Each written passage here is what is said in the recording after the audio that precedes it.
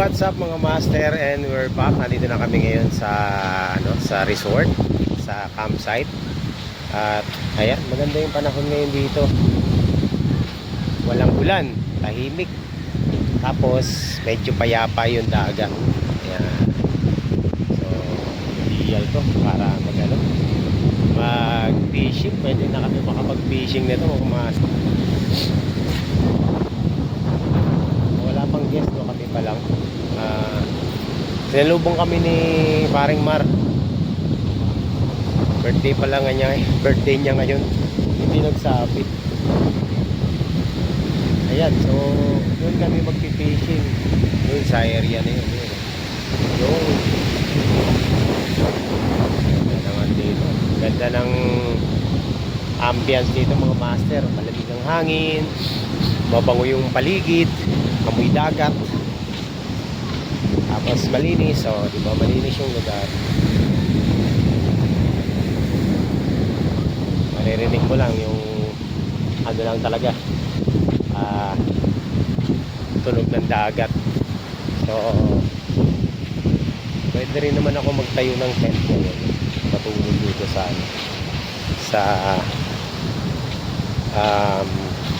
dito sa gilid-gilid. Pero meron naman mga available na cottage yan. Kahit saan naman kami pwedeng pumunta dito. So ay kakarting na namin. Ang oras ay alas 5 ng hapon. Wala pa yung mga kasama namin. Nandun pa sa Puso-Puso. Nasa Marilaki pa mga master. Tingin ko inulan yung mga yun. Pero dito walang ulan. Yan ang kagandahan dito. Wala ngayong ulan. So i-ready ko na yung aking mga fishing gear. Antayin natin si Jack kasi baka may dalang pamain niya si Jack. So magpi-fishing kami mamaya-maya.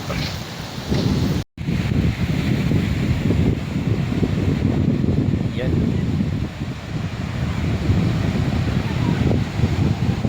So doon kami magpi-fishing. Doon. Yun ang spot ng fishing.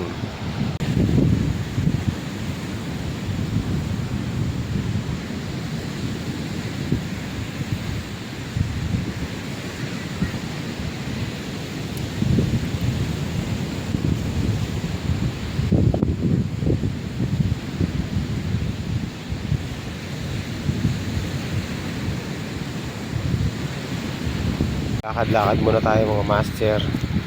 Itong tubig dito, yung dumadaloy na yun, fresh water yan. Pumupunta siya sa dagat. Ang taron. Galing ng bundok yan. Galing ng bundok yan, tubig na yan. So, bibili muna ako ng tubig.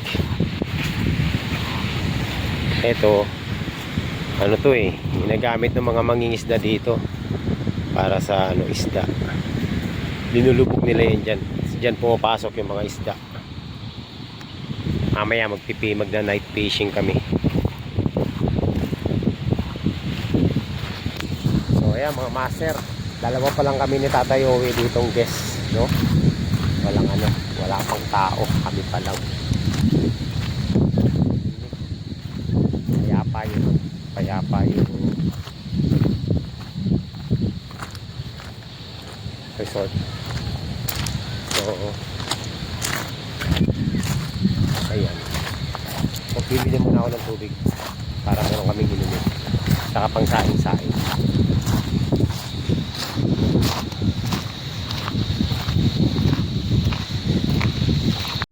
Okay, so ayan mga master, ang oras ay mag-alas 10 na ng gabi at wala pa yung mga kasama natin. Si Tatay Owe tulog na. Ako nagsubok ako mag-fishing kaso sumabit. Sinabitan agad ako. Grabe, hindi ko nahatak, naputol yung line ko. Nag-snap yung line ko, pumutok. Sobrang yata. Hindi ko alam kung ano yung sinabitan ko, bato yata na malaki. So, ayan, inaabangan ko yung mga kasama natin. Hindi ko alam kung nasa biyahe pa sila. So, abang-abang lang muna tayo mga master. Nag-ready na rin ako ng second ko ng pamingwit ko. Inayos ko na ulit kasi pagdating ni Jack magpi-fishing kami, no. Sana makakuha kami ngayon. Tapos bukas magpi-fishing ulit kami. Yun lang naman ang gagawin namin dito kakain, tapos magpipishing, maliligo. So yun. Ngayon mga master, wala pa sila. So abang-abang lang ako kasi alalayan ko sila papunta rito kasi medyo bago, hindi pa nila alam to eh. First time, baka maligaw. Saka mahina yung signal dito ngayon eh. So yan. Ewan ko kung anong oras makakarating yung mga yun. Pero hopefully sana makarating sila ng medyo hindi late, maaga-aga. Nag-share location naman ako sa kanila. Siguro pag nandito na sila sa Infanta, meron ng signal dyan. Baka makita nila kung nasaan yung location ko. Okay, so abangan natin yung mga kasama natin. Ayan, so wala pa rin yung mga kasama ko mga master. Mukhang matatagalan pa yun. Alas 10 na ng gabi. Umalis sila ng alas 6 sa Antipolo. At naalala ko baka naligaw na yung mga yon. Kasi first time nila dito, hindi pa nila alam. Pero nag-share location naman na ako. So sana makita nila yung location natin.